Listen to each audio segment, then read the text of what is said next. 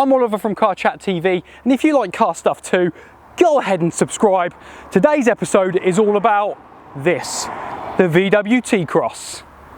Coming up in today's episode, we nearly crash our guest's T-Cross in an extreme challenge.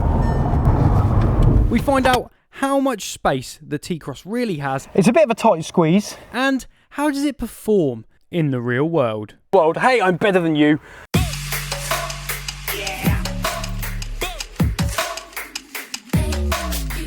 In Europe, the small SUV category stands for 29% of the market share, and it's growing all the time.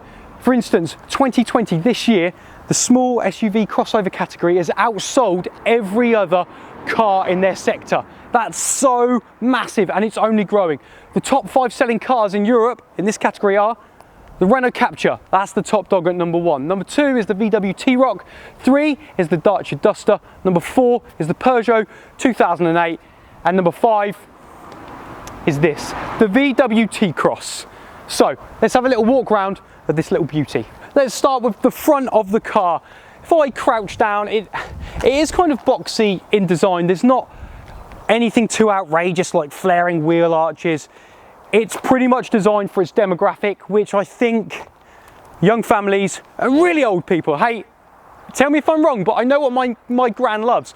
This ticks all the boxes for my gran. So, front grille's rather nice. I like it. I like this chrome bit of trim here and the black gloss grille in between. That's plastic. We're going to come down the side of the car now. This is the SE trim, so we've got 17-inch wheels here. And then we've got this kind of plastic SUV kind of feel for when you're taking it off-road. Let's be honest, you're not going to be doing that because it's not going to do very well. Let's head to the back. This is probably my favourite part of the car. It's got these aesthetically pleasing lights that run all the way across the back of the car, and I can imagine seeing the back of one of these at night time with this gorgeous light just lit up. Cheeky little spoiler at the top, I like that. Makes it look a little bit sporty. These black rail roof bars at the top, that's quite cool and handy. Right, enough waffle, let's jump in the car. So I'm inside the VW T-Cross now, and it's basically just a beefed up, muscular Polo. Yeah, it's 100mm higher, so you've got that nice ride position a little bit higher, looking down at people. Hey, I'm better than you. And it's 54mm longer. Under the bonnet, we've got a 1-litre petrol engine.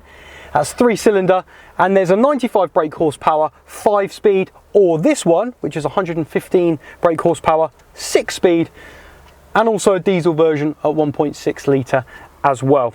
Looking around inside this T-Cross, immediately there's so much space. You've got these massive door cabins in the rear as well. You've got 2 USB ports for your kids or whoever sitting in the back to charge up their iPads. So you've got a nice infotainment here, 8 inches, that's more than enough.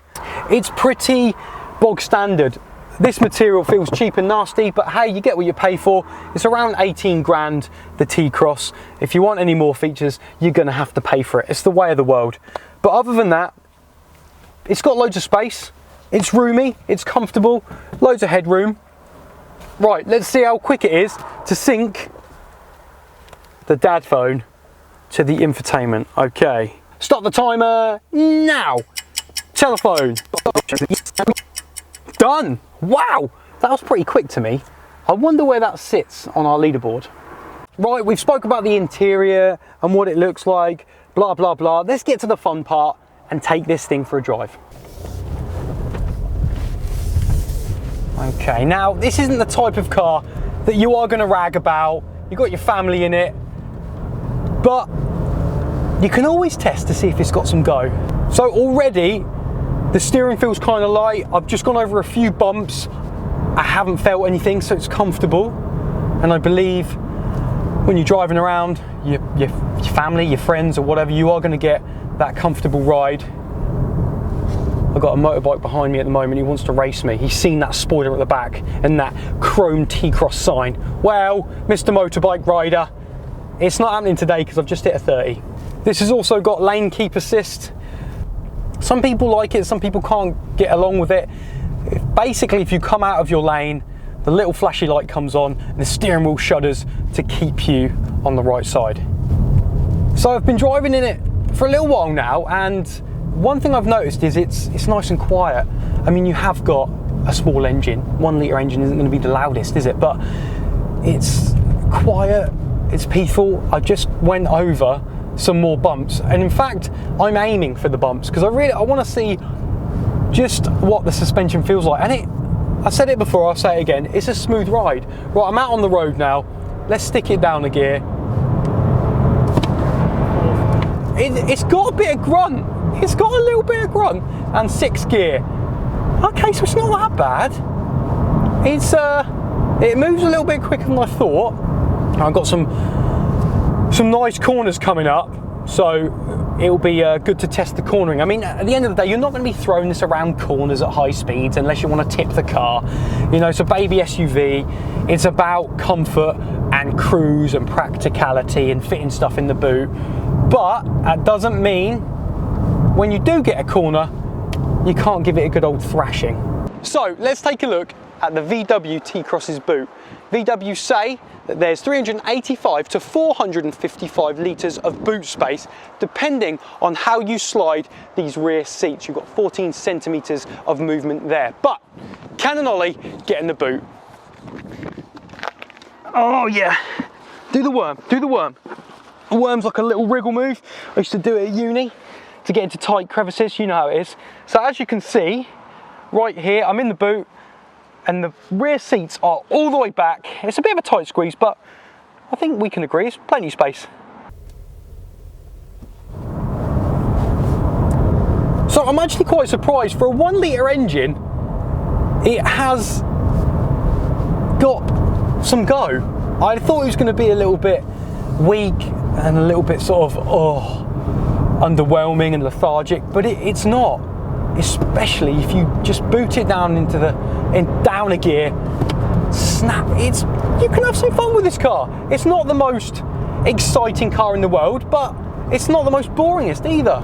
Brakes are good. Ooh, there we go. I'm pretty impressed actually. I think this is going to do really well in the small baby crossover market.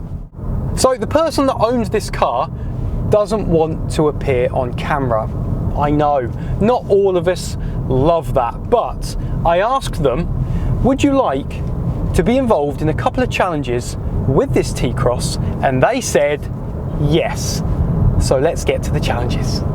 It's time for a challenge. We're going to park this T-Cross in a parallel parking space over there that we've designed. This is the start. We're going to go backwards, reverse it into this target area. We have 25 seconds to do so.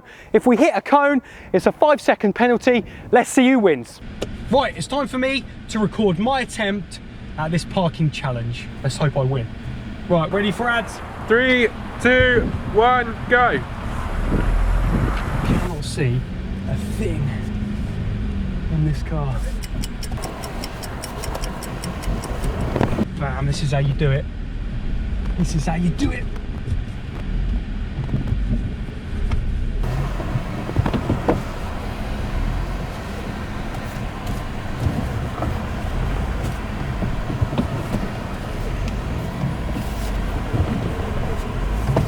Boom, stop.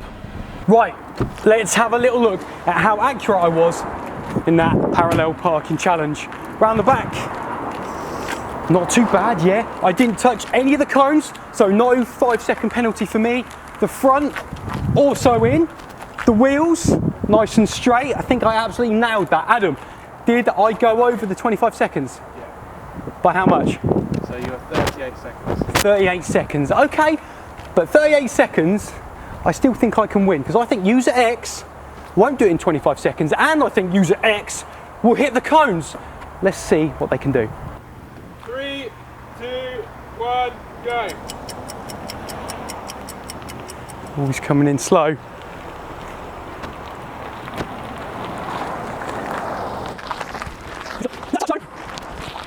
Wait, I can't see if he's... Right, let's have a look at user X's go. Yeah, to be fair, he's done well there. He's in, nice straight wheels, just like me. He's in at the front as well. Ads, what time do you do it in? 22 seconds. 22 seconds, okay. To be fair, he slammed that. That's a win for user X. Let's move on to the next challenge. In this challenge, it's all about the handbrake turn. Who can get the closest to the cones perfectly parallel? I hope it's me, because user X did me in the first challenge. So now it's time for the handbrake turn contest. We start the competition with our good friend user X going first. T-cross time, T-cross time.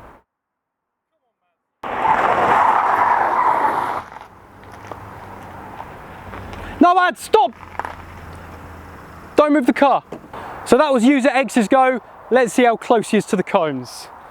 So, parallel measurement first. He's pretty parallel, to be fair. How far away is he from the cones? 1, 2, 3, 4, 5, 6, 7, 8, 9. 9 and a bit. Right, let's see if I can beat that. It's time for my turn. Okay, now it's time for my turn for the handbrake contest.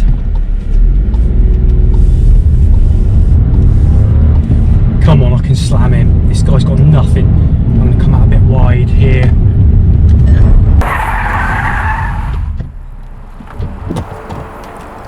Not too bad. Let's see how close I was. Oh, okay, mine maybe looked better, but parallel wise, I'm a little bit off. I mean, I swang it round a little bit aesthetically pleasing, it's better, but let's have a look. Close wise, he had 9 and a bit. I've got 1, 2, 3, 4, 5, 6, 7, 7 and a bit. So I'm closer to the cones, but I think if we're being fair, user X takes it because he was more parallel. So that has been the VW T-Cross. Some people say it's not an exciting car, but I think today we've proved otherwise. Don't forget, if you liked the video, throw us a cheeky like, comment down below what you thought of the car, and throw us a subscribe, because we have got so much content coming out, it's ridiculous. And I'll see you on the next one.